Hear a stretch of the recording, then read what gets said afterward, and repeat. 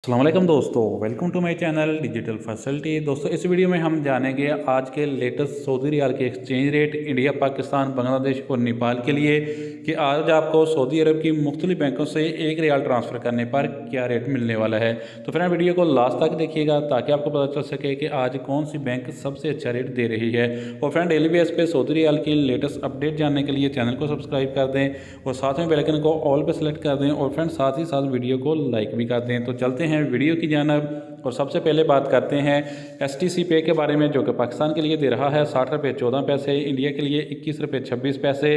बांग्लादेश 28.09 और नेपाल के लिए रेट होगा 34 रुपये 40 पैसे।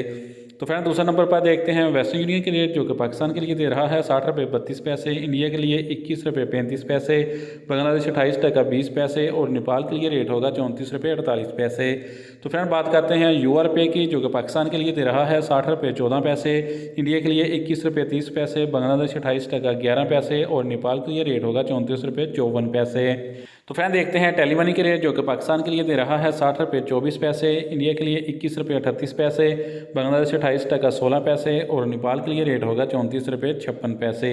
तो फ्रेंड आप जानते हैं अल राजी बैंक के रेट, जो कि पाकिस्तान के लिए दे रहा है 60 रुपये 18 पैसे, इंडिया के लिए 21 रुपये 41 पैसे, बांग्लादेश 28.15 पैसे और नेपाल के लिए रेट होगा 34 रुपये 58 पैसे।